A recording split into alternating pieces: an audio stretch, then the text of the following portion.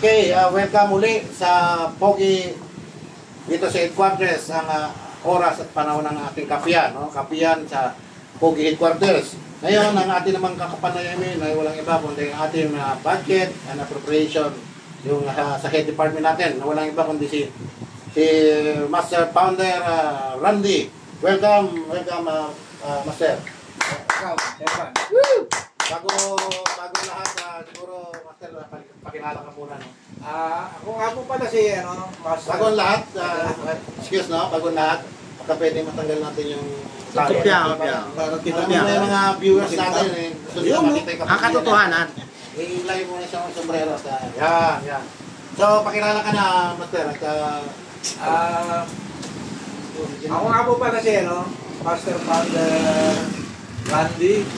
Ang head ng budget and appreciation. Ayun, yung chapter na hawak mo. Ang hawak kong chapter dito sa may bahay ito ay ang Bayanihan chapter. Sa kasalukuyan, medyo okay naman ang dating ng ating chapter doon. Ayos pa rin naman. Kasi ikaw, isa ka sa incorporator, no? At saka ikaw yung head ng budget and appropriation department. So, Master, no? Bilang ikaw ang head ng budget and appropriation department. So, ano naman ang mga may isi-share o may pakikita mo na ilang obligasyon ng posisyon na yan? Ano may papangako mo sa amin? Sa ngayon, marami yung pinaplano na dapat gawin para makalikot tayo ng mga pondo para sa ating samahan dito sa Pogi. Kaya ngayon, yan ang ako ngayon, naghahanap ako ng mga supplier na kung paano ay mabibigyan tayo ng porsyento para mailagay natin sa kaban ng yaman ng Pogi. So, isa yung, yung bidding. Yung galing labas, nandito sa organization, makano ng mga produkto nila o kaya kung anong So, sa'yo magagaling. Ikaw mag-assessment mo. Kung mag-ano sa kanila na paano sila makakapasok sa atin na yung mga produkto nila na... Saka kung quality, no? Siyempre, nasa iyo yun. Kung quality yung product nila, siyempre, nasa yung jurisdiction yun. Which is yun din ang inaangat namin na sabihin na manggagaling sa national sa pamamagitan ng iyong pag-oobserba o pag-revisa sa mga produkto o ano mga yung pumasok dito. Then, bilang appropriation budget department, ikaw yung isa sa mag-aangat o magbibigay ng yaman o sigla pagdating sa kalakarang pondo ng ating organization. So, ano pa ang mga project mo? Sa ngayon, may mga plano ko na mga souvenir na gagawin natin dito sa Pogi. Tulad ng mga mug, yung mga sombrero, mga t-shirt o yung mga gagamitin natin sa yung mga riders. Yan ang mga pinaplano ko na gagawin kung paano natin ito ay kukuha ng mga supplier na tayo ay kikita. Yun, maganda yun. Pinaplano ko. At least ang nakikita natin lahat ng isa-isang interview natin kung ano yung adikain, kung ano yung motibo para dito sa organization.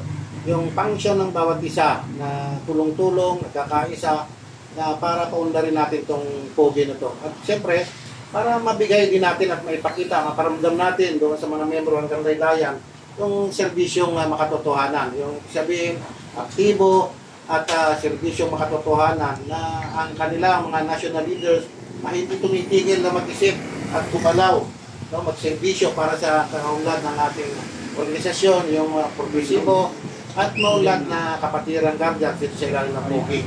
So, bilang ikaw yung head dyan, sa palagay mo, Master, ano pa ang mas maigi o mas maganda na may proposal mo na...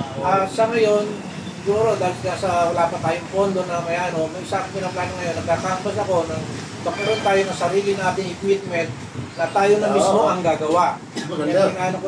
Isang pinaplano ko na, siguro darating din ang araw, may na rin natin yan na magiging sarili na natin, hindi na natin kailangan mga supplier pa na iba. Tayo mismo ang gagawa na. Yun. Maganda yan. Isa pinaplano ko na kaya nga mangyayari. Kaya nga tayo tayong lahat, no, naghahangad dito sa Pogi na tayo nagtatag nito. Kitang-kita naman sa individual, no, bawat isa. Kung ako tatanungin, ako palagay ng kalooban ko ito sa Pogi, bakit?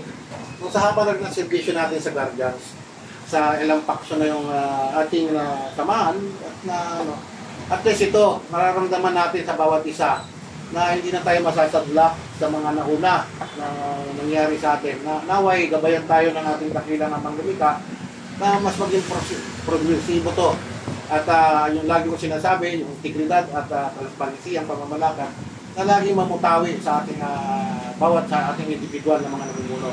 Kaya ako bilang national chairman, hindi ko man sabihin na nangangako ko, pipilitin kong gawin, no, para kung ano yung sustansya, yung makikiconnect ko sa inyo sa bawat departamento ng head ng ating nasyonal hanggang sa relayan, ay puso kong gagamparan at gagawin para maikunik-kunik natin para ang bawat isa at timpla ng ating pag-ugali. Dahil ang realidad dito sa mundo, hindi lang sa ating organisasyon, sa kabuuan ng isang katauhan, hindi po nagkakaintindihan ang organisasyon, ang asosasyon man.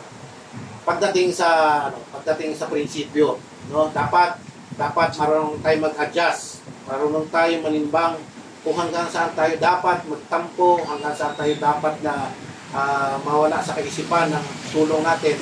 Kasi yan ang balakid lagi sa isang grupo, sa isang samahan, yung ego.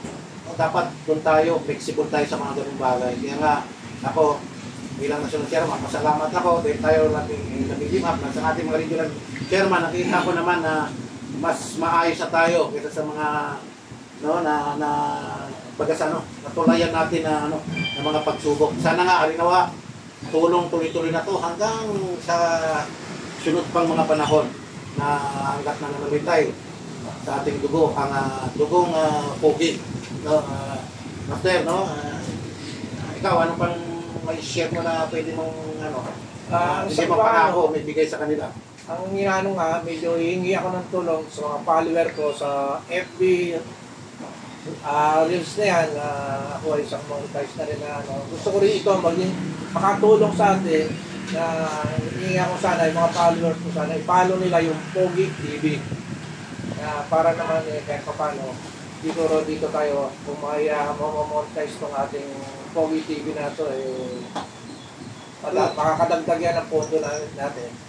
Yan ang isang hinihingi ko. Tsaka sa ating mga bro at sis na may mga cellphone na kayo dyan na gumagamit ng Reel o TikTok, sana rin ninyo itong Pogi TV ng Pilipinas One Guardian Incorporated. So, sumatotal, no, bilang head ng budget appropriation, so inaasahan namin, no, Master, ang maayos at pagganap na bilang ikaw yung head sa departamento na yan. Kaya malugod kami natutuwa sa iyo, bilang sa iyong pagkatao, at kilala naman natin ang isa't isa kung gaano tayo katapat sa ating paglilingkod pagdating sa Pilada. Kaya maraming salamat sa iyo, Mr. Father Randy. Thank you, Jack. Sa susunod na mga papanayan. So,